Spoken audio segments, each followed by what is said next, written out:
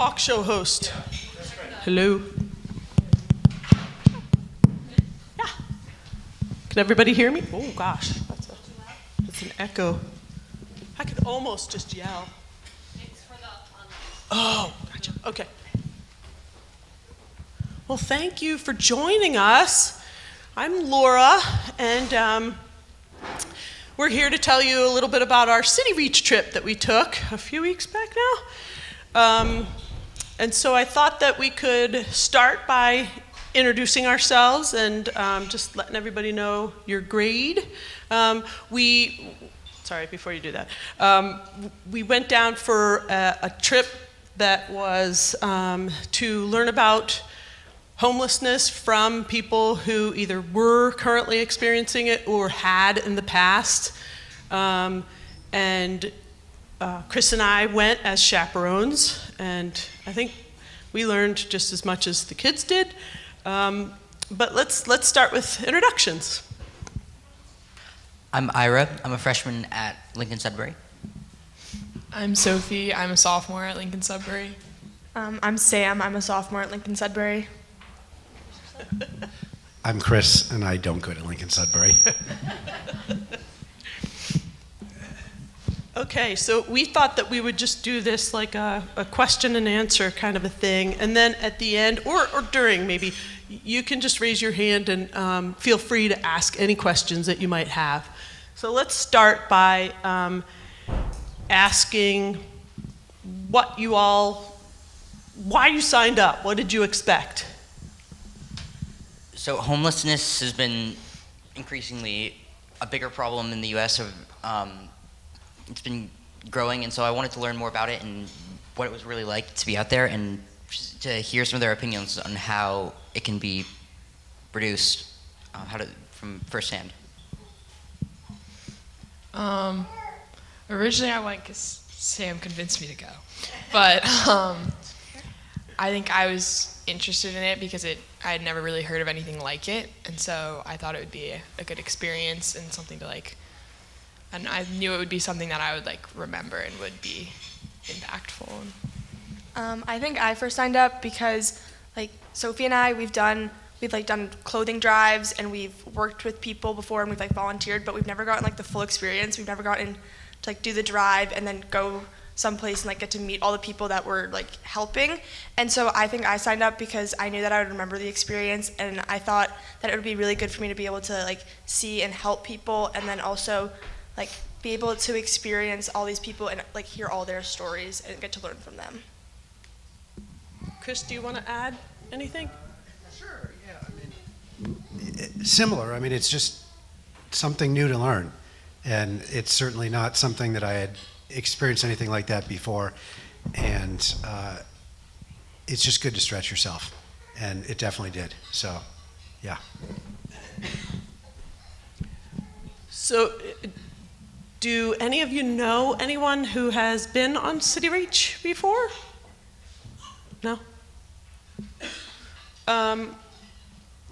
Were you nervous? Was anybody nervous to go? I didn't really know what to expect. Right? Fair enough. We've seen some pictures, but Yeah. they didn't really show everything. Yeah. Anybody else want to add? Going into it, I feel I didn't know that much about it, so I wasn't that nervous, but I think when we first got there, I was a little nervous because it was obviously it's a very different experience, it's a different environment, and you're very up close to a lot of the issues, and it's just a new environment, and so I think that can be scary, but I feel once you talk to people, once you introduce yourself, it's it's not that intimidating. I don't think I was that nervous going in. I think I was more excited to have the experience. Well, I agree, once I got there, it was a little bit nerve-wracking just because you were with all these new people and in the new environment, but I think they do a really good job there of settling you in and giving you information about the people that you will be working with, and so it definitely settles your nerves a bit. I think I had the opposite. I did have a little bit of apprehension going into it. I wanted to, I haven't had experiences where I've really been around that community other than, walking by them on the sidewalk or something like that, and you don't really engage. And so I really wasn't sure what to expect. And I'm not proud of it, but I was a little nervous about what's it going to be like. And I know there's a lot of substance problems. There's a lot of mental health issues. I wanted to make sure that our young adults were going to be safe, and that I was going to be safe, and and Laura was going to be safe. So I was a little nervous about it going in, but once I got there, that sort of faded. I just felt much more comfortable once I got there and started talking to people, and yeah, they're people, right? And that immediately put those concerns to the side, I'd say. I'm wondering if one of you could describe Friday from when we got together at First Parish in Concord to when we got there and were signing in. So we got there 4:30ish, and I remember getting there and there's this huge pile of donations, just like absolutely enormous. It was enormous. And so we sorted them and then we bagged them, and we had so many that, like, did we even bring all of them? Or Yeah. Okay, yeah, but we had like 4 like carfuls. Like, they were another girl named Ava. She was sitting in the back seat behind me. She was just like buried, and there's no room to breathe or anything. And this was like, we had 4 carloads of this, and then we got there. There was a ton of people that came and helped us unload, and I think we packed our stuff into like black trash bags, and there's a giant like kind of cornucopia in the middle of donations, and I'd say 50 to 60% of them were were black trash bags. So I think we did a lot of, yeah. Yeah, we collected so much. I do want to say that everybody had their seatbelts on. We did manage to get seatbelts on, but we had built-in airbags because everybody had bags on their laps, bags under their feet. This is all our stuff that you all helped us collect, and we sorted it before we even went downtown. And so we had trash bags of sweatshirts, trash bags of shoes and boots, and so that took a lot of time. But yeah, most of that pile was ours when we got there. That's poor Ava. She's like, I'm back here, I can breathe.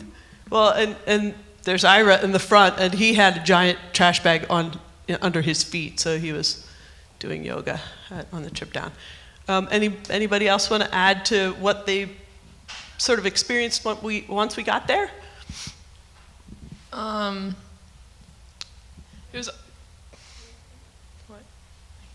There was also, I think it was an interesting aspect of all the different churches and different communities that came, because it was like you were in this big room and you were like setting up your sleeping corner. Because I remember when we got there, we were like, gotta find our territory, gotta like make a little corner for us.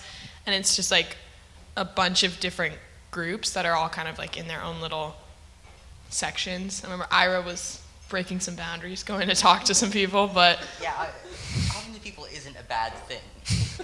Okay, you guys were just afraid of it. so I think once you like, I was a little bit, that also made me nervous. There's all these like random people that I've never met, and you're like just in this room with them, like, hi. But I think that was, everyone's there for like a common cause, so it's easy to find like a middle ground. And then I remember they gathered us all together in the middle of the room, and we all sat in a circle in chairs, and he asked, what's his name? Carrington asked like for volunteers, and he ended up calling 3 people up, and he asked them a series of questions, and then I remember the last question he asked them is, who are you? And nobody could really answer it right away. Everybody was saying, most people said, I don't know, and he just wouldn't take that as an answer. And so I remember even one time, one girl just really didn't know what to say, and so he called up her friends, and her friends had to describe who she was, and then he made her recite the words that her friend said, and it was just, he did a really good job of like bringing everybody together, and then also like instilling like pride in these like people that went up there on who they are. And then after we did that, we went out on a tour of Boston Calmings with everybody had different guides. People that, I think our guides that we had were people that had been unhoused and now are housed, but they were like part of City Reach at one point. And so they toured us around and they kind of shared their personal experiences that they had. And that was really the part that was like really, like I began to understood what people went through, because they gave us really personal experiences that they had and that they went through. Yeah, just to give you a little bit of a picture of the two, there were 3 staff members that guided us, and I'm looking up there because there are some photos, but there was a young woman, and I don't remember her name, Kaylee, yeah. She was 22. She had been living on the streets from when she was about 13 until recently. Her mother had substance abuse problems, and she went into a foster home situation, and there was abuse there, and she finally, as soon as she could, she left. And she had recently moved back in with her mother as she had become pregnant. Then there was a man whose name, what was his name? Jimbo, right, Jimbo. Jimbo was 35, and he had had a brain tumor as a very young child and surgery, and I think he had been affected by it. He had a few sort of behavioral oddities, and I think he found it difficult to, you can imagine how it would be difficult for someone like him to sort of survive in our difficult world these days, and just getting a job and all that. I think it would be a challenge. But he was living with his brother, I think, at that point, maybe in JP or Dorchester, I think. And I didn't speak as much with our third guide. I think, Laura, you were, I don't remember. Why don't you say something about him? I don't remember. But, Should I read his quote? Rufus, so this was our third guy. He was older, like much, much older. And he was homeless for the first time when he was like 13, I think he said. And he like lived completely on his own with like no contact to his family. And he said he didn't want to be in like a foster care system, so he just was alone till the age of like his entire childhood basically. But I think me, Sam, and Brooke, we wrote down some of the things he said, because he was very well spoken and very eloquent, which I like didn't totally expect, seeing as he like didn't go to high school or like. But should I find it? I forgot what he said. He would like.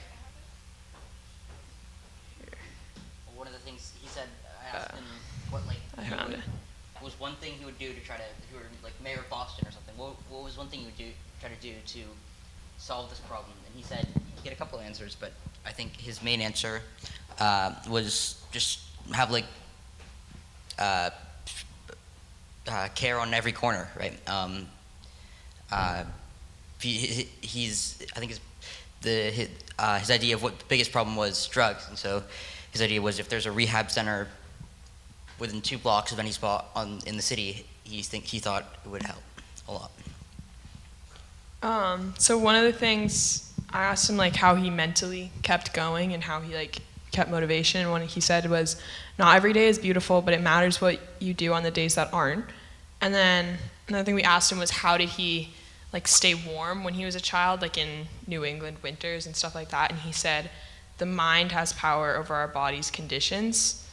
And he was very religious, and he would talk to us about his experiences with how like God saved him on the streets and how he was able to like mentally reach a point where it was under any conditions he could live happily because he was able to like have trust in God, which was very interesting. Yeah.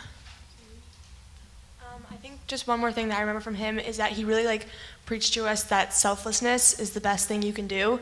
And I remember his example for it was he was talking about basketball because he was really into sports. And he was talking about how there's all these guys in basketball that will just try to shoot threes and they will all keep missing, but they just do it because they're so selfish for the points. And I think that analogy really stuck with me, and it was just something that I like never really, I always like, I looked at basketball through a different lens after I watched it, and it really just like brought me back and like centered me and just really made me think about being selfless. So we had two other teens that went on the trip with us but couldn't make it today. And I know Brooke had some good conversations with him too.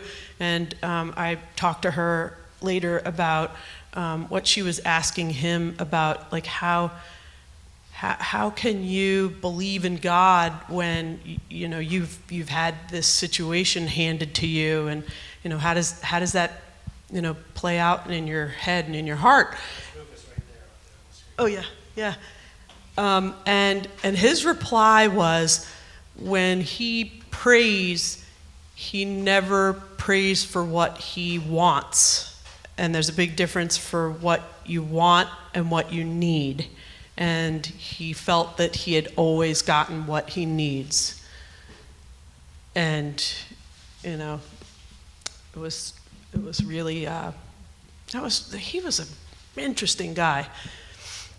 Everybody was. So we went on this walk through the Boston Common, and I also want to say that they pointed out to us where they would stay because the shelters fill up very fast, and there aren't enough of them, as Rufus pointed out. But when they didn't have a spot in a shelter, Kylie was actually pointing out that she stays in that gazebo in the middle of the common often, and that's a nice protected space, and that they often are chased out by the police, which it just gives us food for thought that the police are not really helping them or this situation. They're just trying to get them out of the touristy areas. There were benches. It was raining when we went on this walk, and there were some benches with cardboard on the tops of the benches, and I don't remember talking to them at all about it, but I could only assume that it was like a roof and that people were sleeping underneath of the benches in the mud. So keeps the coldness of the benches is less when you put cardboard on it. Sure.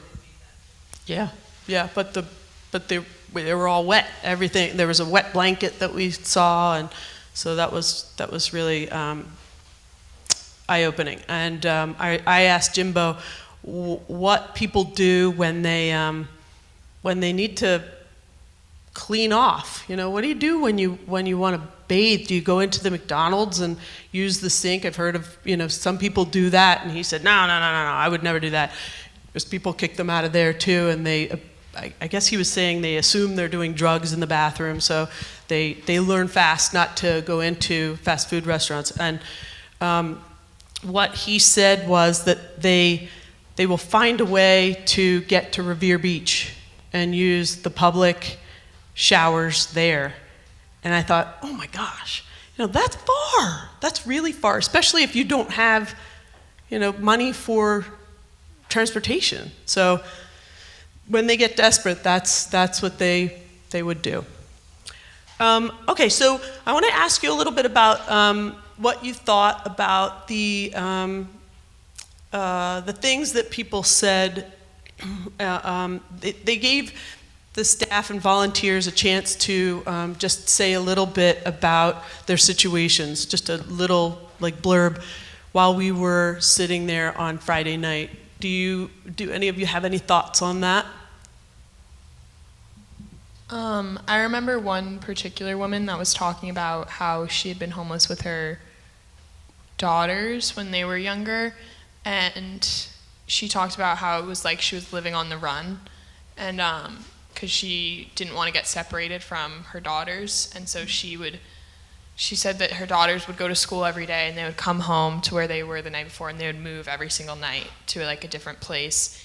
And she would like walk with the daughters to school so that she would remember how to get back to the place that they were that night. And I think that was also interesting too, because it relates to what Laura was saying, because when we asked Jimbo, like, what did you fear the most when you were living on the streets? And then he said the pigs or the police, and he was like, they'll chase you out because they don't want you there. And then we were like, where do they want you to go? And he said, anywhere but there. And then they would go somewhere, and then the police there would chase them out because they wanted them anywhere but there. So I think it was interesting the way they talked about how like being homeless is like you're on the run, and it's like they were just like hiding. I think for me, just one big takeaway from what they all said is just it really, like while they all had really different like outlooks on their experience, some of them, they all had like really different like perspectives on their experience and what they experienced. They all kind of had a common theme of, like Sophie said, being on the run and just like living in fear. But then I think one thing that really like shone throughout the entire experience there was that they have a really good community with each other. And so, like, we'll talk about it later, but when all these homeless people came in to like get sweatshirts and clothes, they all knew each other and they were all hugging each other and they were all glad that they were safe and there with each other. And I think that was something that was really eye-opening to me. So do you want to explain what happened on Saturday when we woke up? So when we woke up on Saturday, we got to sorting out all the different clothes and donations that people had brought in. And so they assigned each group with a different task or like thing to do.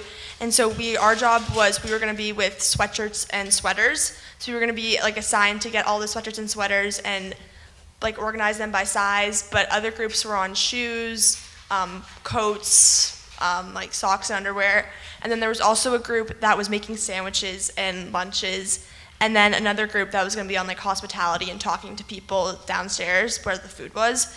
And so we sorted out all our sweatshirts and sweaters, and then people came in, like all these unhoused people came in, and they would walk around and they would get to pick, like they had a little card and you would check off, they would get to pick one sweatshirt or sweater. But then after they said, like Carrington said that you can take as much as you need. And once that changed, they were able to take as much as you need. People kept coming back, and they were like really grateful that they were able to take what they needed to get through the like really cold day. I think that was also an interesting when he said that they could take however much they wanted. We had like tables that had piles and piles of stuff on them. There was a lot of donations, and I think it was interesting that they were given the opportunity to take whatever they wanted or whatever they need. And obviously, like, given their situations, they are in need of a lot, but they didn't take a lot. They would take, oh, I need this sweatshirt, and I have my friend, I'm gonna bring a sweatshirt for her. And that was all they would take. They wouldn't grab, like, they didn't take more than they genuinely needed, and they left things for other people, and they were like very gracious, which I thought was impressive given their circumstances. Right. Many of them were there to pick up something for a family member or a friend, and we know this, but I was reminded that they don't have a lot of stuff because everything they own they have to carry around, and there were a couple of women that were there that had sort of carts, but most of them didn't have that, and so that's part of why they have so little. And then I also wanted to echo what Sophie just said about being grateful. For part of the morning shift, I was posted at one of the doors because they wanted the people to exit through a certain door, and so I was kind of at the door. And they were so grateful as they left. They were just, thank you so much, and you could just tell that that it meant a lot, and it was really impactful for them. One thing maybe one of you would say something about, remember what Carrington said about what the tables were supposed to look like and the folding and all that? Do you remember that, anybody? No? All right, well, it was really important to Reverend Carrington that the people that were there, they call them their clients, that they were having that they felt respected, and that this was a special thing for them. And so we were encouraged to keep folding the sweaters and sweatshirts and so forth. I mean, the table was stacked this high, and they're like pulling this one out and that one out. Oh, that one's nice. I wonder if that would fit. So it's kind of a jumbled mess, but our job was to keep folding it so that they felt like they were going into a nice place and not just getting a bunch of, trash, but like they were going into a store almost. And I think that made an impression upon me how Reverend Carrington was thinking about that. I think one thing that was hard is that you're not going to have exactly what somebody wants. And so there was a lot of these, like, I remember we were with this one woman for a while who really wanted a pink sweatshirt, and we only had, like, extra small pink sweatshirts. We had, like, 3 of them, and she really wanted a pink sweatshirt, and we couldn't find this pink sweatshirt for her, and it was, like, hard because she kept looking, and we knew we didn't have one, but it was all she really wanted. And it also went the same for, there was a lot of people that came in looking for 2XL or 3XL sweatshirts, and we had some, but we didn't have enough to fit the need. And so it was really hard when somebody came looking at the end and we didn't have one because they had all gone in the beginning.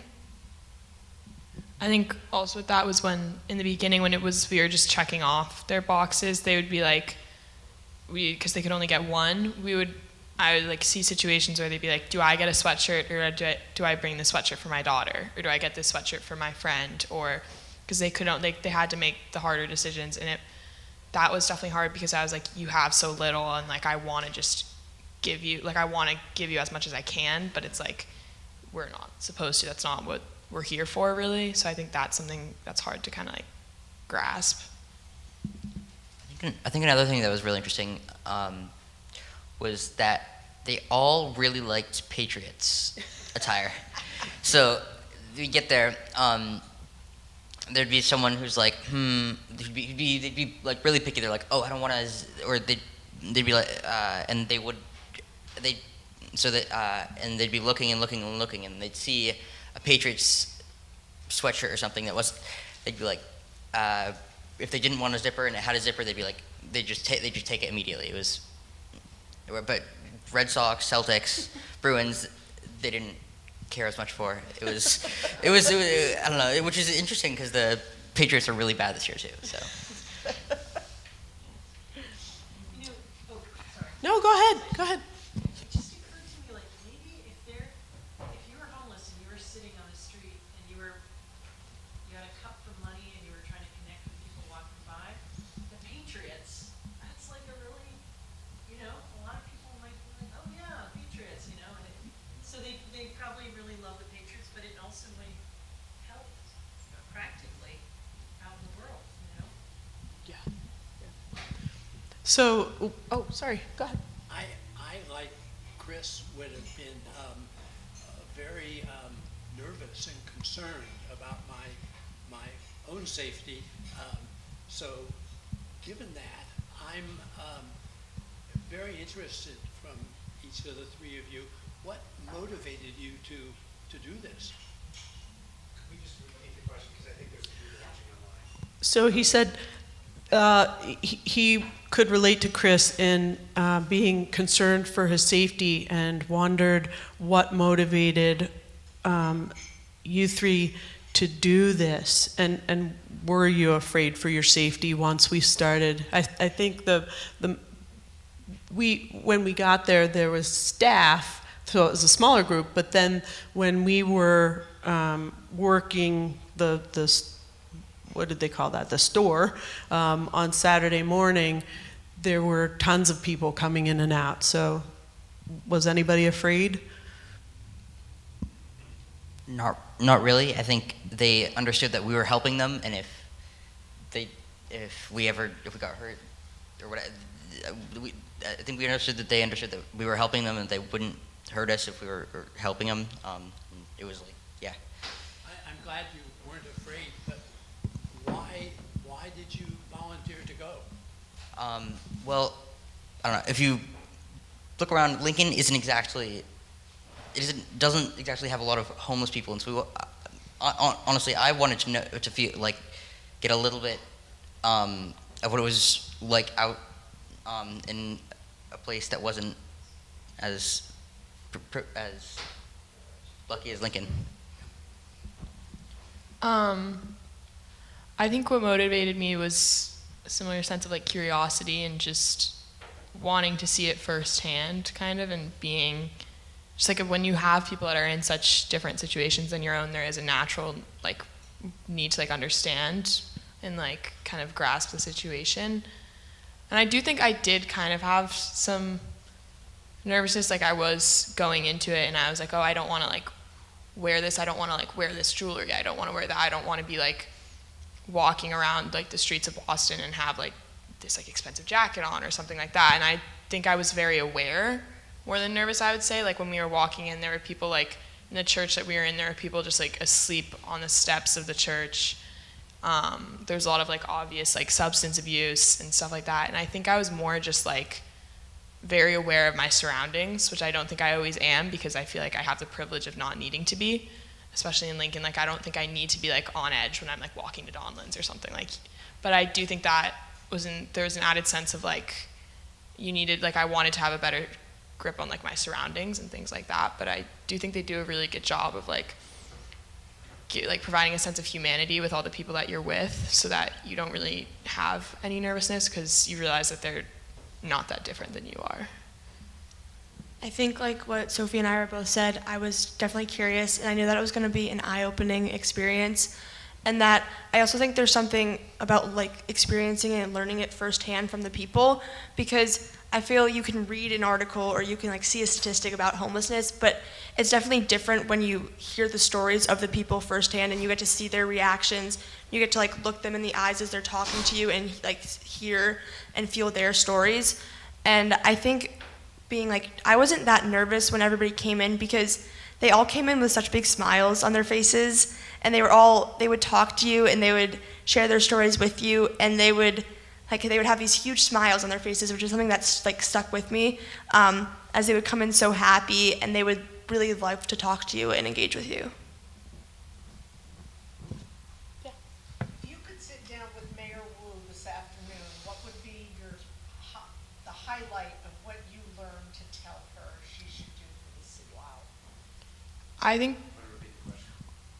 So the question was, if you could sit down with Mayor Wu this afternoon, what would be the highlight of what you learned? And maybe what would you ask her, right? What she could do to make it better? I think a lot of what I learned was that these people aren't animals. They're not in this situation a lot of the time because of their own faults. Like they're not there it's not like they're like being punished in some sort, and they're like they're very similar people to us, and like a lot of them, they have the same humor as us. We would talk about the same things, and it was like, I think people just need to have a better understanding of their actual situations. I think this is a thing that I would encourage a lot of people to do, and like go talk to these people, because I think if people knew the like personalities behind the situations, I think it would encourage people just like to do everyday things to help, and just like, oh, I have this extra jacket, I'll give it to this driver. I think just encourage people to get to know the homeless community, and then be able to have like their own sense of just wanting to help, not wanting to help because it's a good thing to do, but wanting to help because these are good people.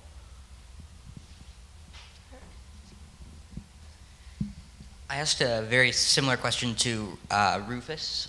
He said, basically, he thought his biggest, his idea for what the biggest cause of it was substances, and he said that like if there was a lot more substance treatment centers and stuff, he thought it could help a lot.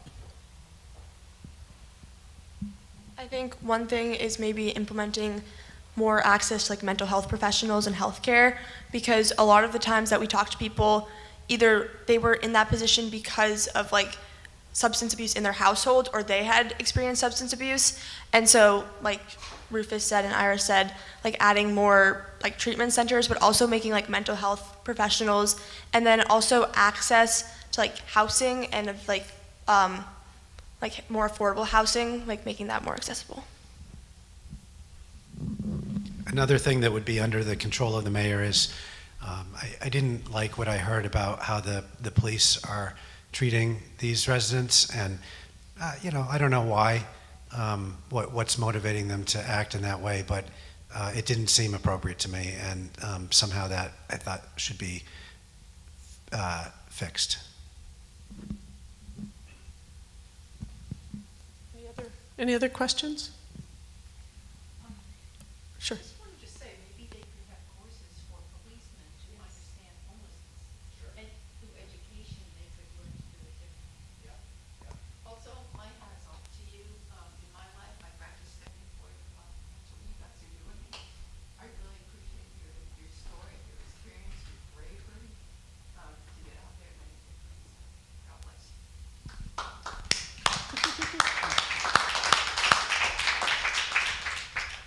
We had a few more questions. Sarah, you had one? I was just going to ask, how have you been changed by the experience? Good question. Well, it really gave me a different perspective on, again, like the town we live in. How it's really just an enormous outlier, and what how people 15 miles away can really how huge of a difference there can be in just like 15 miles. I think it gave me, most importantly, like a different perspective on what, like, on who the people are that are unhoused, and like how they're not that different from us and stuff like that. And I also think it did really change my perspective on the police, especially with their stories about being like chased out, and it just made me think about how our government kind of handles situations like these, and I feel like it just made me kind of like wary of how people treat these people when they don't necessarily understand the situations. I think it really opened my eyes to how much a lot of people don't know. I remember one of our first thoughts when we got there is we were driving in and we looked up and there were all these apartment buildings and there were all these people like partying in the apartment buildings. And as we walked around Boston Commons, there was always like lights on, all these people looking like they're having a really good time in their apartments. But then just down like the street, there's all these people that are like suffering and are homeless. And so it really like opened my eyes to how little a lot of people know about people that are unhoused and how they are human just like all of us, and how they deserve to have like a life that they're not homeless. I think I had or have now a greater sense of empathy for the people that find themselves in that situation. At least the three that we spent the most time with, they weren't there because they had necessarily, done some horrible thing or had just done, made bad decision after bad decision after bad decision. And even if they had done some of that, we should all be able to be forgiven for making a bad decision or two. But in their circumstances, stuff had happened to them, whether it had been health situations or growing up in a family situation that was very difficult. And they have a tough road. I mean, we all know, like, day-to-day life for all of us can be hard. I mean, just kind of doing the stuff to, be employed and pay our taxes and put food on the table and, all the things that we all do every day. And then you think about the challenges they have. It's hard. It's hard. The one other thing I'll just mention is, this might go back to the mayor question, is when we talked to, it was Kaylee, yeah. She explained how you get yourself on a list for housing. But then you have to keep checking back. And because I think your name comes up and then, you have to go get it right away. Otherwise, it's going to not be there. And in their circumstances, it's hard to do. It's not like, some of them have a phone. Some of them probably don't. They don't have access to computers and maybe not that computer literate in all circumstances. And so even though there is a system there to help them, some of them have a hard time just accessing that system because of the way it has been set up. So that is an additional challenge for them.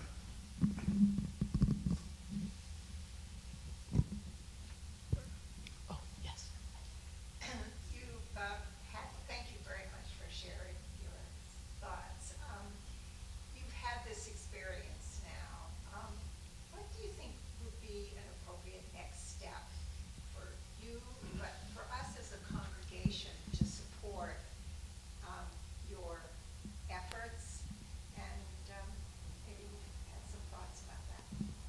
can I just set it up and then you guys can answer it? So this program is so well organized. Obviously, Reverend Carrington sort of heads the whole thing up, and then there are previously homeless staff members, and there are lots and lots of volunteers who are or have been homeless. But so it's not just about getting these suburban, mostly, I want to say 99% of the kids there were white, down to, see what it's like to, socialize with the homeless people in Boston. It's more about, like what these four actually, in building relationships and seeing that we're not very different. But another part of it, sure, is getting the resources from these towns and bringing them, but also planning, like you're saying, what is next? Because this isn't just a show. It's not something where we are just going once. I hope everybody here. I'd love to take this group again and make it bigger. But so maybe you three could talk about what the end part was. Some of you might have heard the prayer. They were all asked to write a prayer. Not all. Our group was asked to put together a prayer about their experiences that Sam shared with you this morning. But they also were asked to have goals for next steps. So maybe you could speak to those a little bit. So we made a list, like Laura said, of like long-term goals and short-term goals. And I think a lot of the short-term goals that I took away from it were very like clothing drives, but there's also very specific things that people need. And it's like, especially like the larger sweatshirts, because there's like larger people, but then there's also people that are like layering. So clothing drives would be like specific about what is needed. I also think that there's a lot of like female homeless people that I took note of, like, because like when I get dressed in the morning, it's fun for me, and I'm like, oh, I want to wear this pink sweatshirt, and I'm gonna wear my like purple pants or whatever. And I think that these women are just like that, and they'd come and they'd be like, oh, do you have anything that's like pink? Because all of our clothing would be like navy and like black and like brown, and I'm like, oh, like I have like an old sweatshirt. I'm like, next time I want to bring in all these like old clothes of mine that are like fun for these people that just want to be like us and like wear something fun. And then I also think long-term goals is just like understanding that these people are victims of circumstance and that they're victims of like a cycle of poverty in America that's like clearly a problem and has been a problem. And I think like just in the future with like, that's something I'm gonna look for, especially like when I'm older, when I can vote, and when I'm like looking at how governments are changing our society. It's just like really looking at the fact that this is a cycle and that these people are coming from families that have been impoverished for like generations, and that in a long-term sense, it's just something that needs to be tackled at the root cause. I think one other short-term goal that we all came together was go to City Reach again, and we especially wanted to go in the spring. We especially wanted to go to City Reach again when it was warmer to see the difference in clothes that people were trying to get for themselves and the difference in clothes donated. And so then another long-term goal that we came up with was writing a letter to legislation to, like, as we talked about earlier, like what could the mayor do? We were talking about writing a letter to legislation to try and address some of the concerns and break the cycle.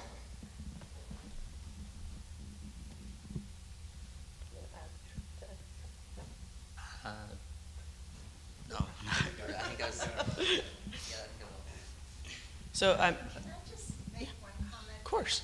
You know, we do special offerings in November, December, and Easter.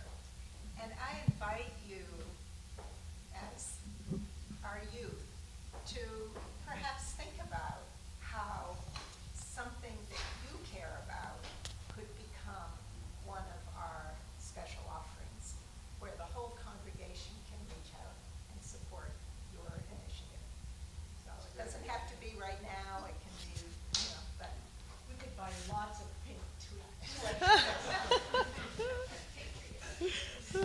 Patriots and pink sweatshirts.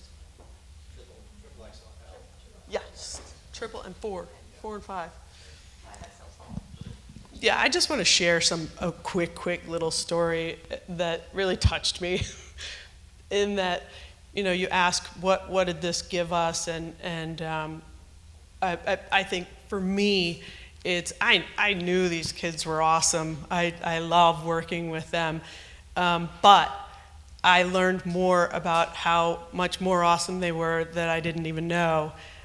Just the way that they acted around people that they didn't know, and people of entirely different circumstance than they had. I was really impressed and really touched by just the humanity that they gave all of these people when they were looking for a sweatshirt, or some of them were like, oh, I need something that was across the room, and they walked them over there and helped them look for stuff. So that was really, really touching. But like I think Sam said, there were, especially Jimbo, he was really looking for a 4X sweatshirt, and we didn't have any 4X. And so we felt terrible that nothing fit him. But then I learned that when we got home, and we were all exhausted, this is a lot of work, and when we got up at 6 o'clock in the morning to sort all the clothes, and we slept on the floor. Some of us slept under the piano. But then when we got back to our regular lives, and I know everybody, is crazy busy, but Sam and Sophie spent that evening on websites looking for 4X sweatshirts. And so it really makes me feel just lucky to work with such thoughtful, amazing, I don't want to say kids, but youth. Thank you so much.